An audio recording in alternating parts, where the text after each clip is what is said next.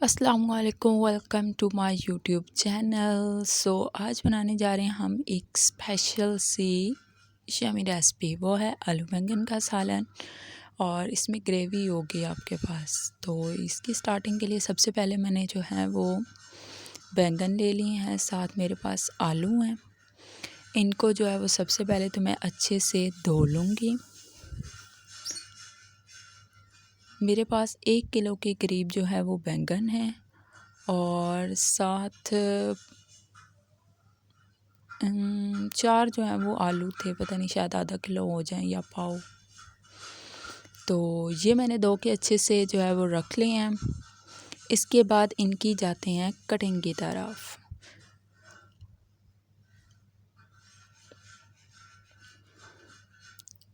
एक काम मेरा हो गया था डन। अब इनकी जो कटिंग है वो 2 हम लोगों ने रखने हैं साइड पे। इसमें से 2 छोटे बैंगन जो है वो मैंने साइड पे कर लिए और बाकी जो थे वो उनकी मैंने मोटी मोटी जो है वो कटिंग की, वो पीसेस बनाने हैं आपने। ये मैं आपको दिखा भी रही हूँ कि काफ़ी मोटा पीस है, क्योंकि अगर आप छोटे छोटे बनाएंगे तो ये बिल्कुल मर्ज होके एक हलवा सा बन जाएगा। इसलिए आपने मोटे पीसेस काटने हैं और काट के इनको पानी के अंदर रखना है। कभी भी इनको ऐसे ही नहीं छोड़ना, क्योंकि अगर आप ऐसे ही छोड़ेंगे तो ये बिल्कुल ब्लैक हो जाएंगे। नेक्स्ट आ जाते हैं जो मेरे पास आलू थे। आलू को भी मैंने क्यूब्स की शक्ल में काट लिया है और उनको भी मैंने पानी में रख दिया है। इसके बाद मेरे पास 3 अदद बड़े जो थे वो टमाटर थे, जिनको मैंने मोटे पीसेस में काटा हुआ है। इसके बाद जो 2 मैंने साइड पे किए थे बैंगन, उनका मैंने छिलका उतार के उनको छोटे पीसेस में काट के अलग रख लिया। इनको उनके साथ मिक्स नहीं करना। और इसके बाद आ जाएँ तो मेरे पास अदरक लहसुन है। अदरक लहसुन छील के हमने साफ़ करके अलग साइड पे रख दिया है। तो ये टोटल इंग्रेडिएंट है आपके पास। मेरे पास ज़रा ज़्यादा बैंगन थे तो वो एक ही में पूरे नहीं आए, इसलिए मैंने 2 में अलग अलग बैंगन रखे हुए हैं। तो इन सबको मैंने इन चारों चीज़ों में मैंने पानी डाला हुआ है, एक टमाटर और अदरक लहसुन को छोड़ के। इसके बाद ये ले लेते हैं एक कढ़ाई। कढ़ाई के अंदर आपने कोई भी ऑयल नहीं डालना। आपने इसमें जो अदरक लहसुन साफ़ किया था वो डाल दें। इसके बाद आपके पास जो मोटे मोटे कटे हुए टमाटर थे वो ऐड करें। यहाँ पे आप इसमें चाट मसाले की 1 चम्मच ऐड करें, ये बहुत अच्छा फ्लेवर देगी। चाट मसाला हमने ऐड कर दिया है। इसके बाद हम खुश्क धनिया पाउडर ऐड करेंगे, हल्दी ऐड कर देंगे, थोड़ी सी मैंने दर्द मिर्च ऐड कर दी हैं, मोटी पिसी हुई लाल मिर्च वो ऐड की हैं। साथ यहीं पे मैंने ज़ीरा पाउडर भी ऐड कर दिया है।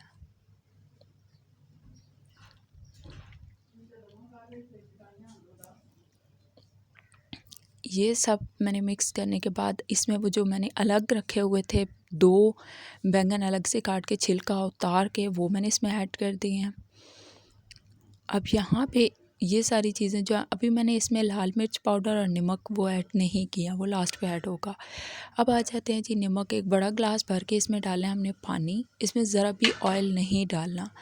ये डालने के बाद आप इसका फ्लेम जो है वो कर दें नॉर्मल फ्लेम पे आप इसको छोड़ दें। जब इसके बॉयल आने लगेंगे हम इसको तब देखेंगे। बस इसको आपने जस्ट मिक्स करके नॉर्मल फ्लेम पे इसको छोड़ देना है।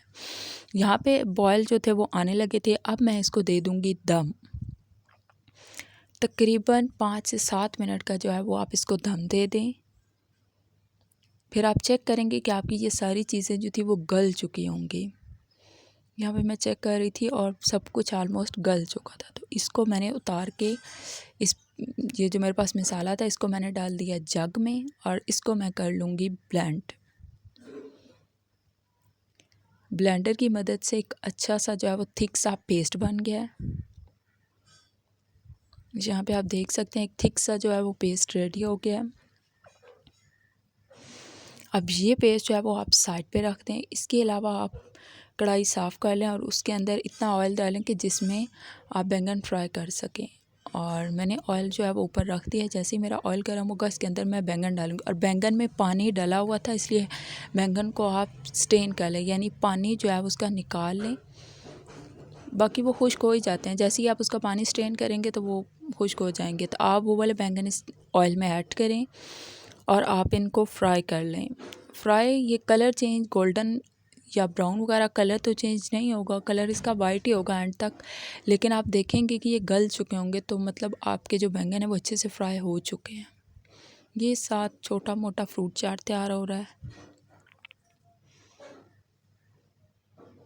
मेरे पास बैंगन जो थे वो ज़्यादा थे, तो इसलिए जो मैंने 2 बार इसको डाले थे, मतलब एक बारी के निकालने के बाद दूसरी बार भी डाले थे। यहाँ पे मैं बैंगन चेक कर रही थी, मेरे बैंगन जो थे वो अच्छे से फ्राई हो चुके थे। इनको मैंने निकाल दिया था साइड पे, और इसके अलावा जो मेरे पास आलू थे और बैंगन बच गए थे वो मैंने ऐड किए हैं और इनको मैंने फ्राई कर लिया था। बहुत ही यूनिक सी रेसिपी और बहुत टेस्टी बनता है ये सालन, मस्ट ट्राई कीजिएगा। यहाँ पे ये भी मेरे तैयार हो गए थे। यहाँ पे मैंने आलू भी चेक कर लिया, वो भी बहुत अच्छे से फ्राई होके गल चुके थे और बैंगन भी मेरे अच्छे से गल चुके हैं। ये दोनों चीज़ें, अब यहाँ पे जितना मेरे पास ऑयल है वो एक्स्ट्रा है, इस ऑयल को मैं अलग से एक बर्तन में निकाल लूँगी और इसमें सिर्फ इतना ऑयल छोड़ूंगी जो एक हांडी के लिए होता है। तो बाकी सारा ऑयल जो है वो यहाँ से मैंने स्ट्रेन कर लेना है।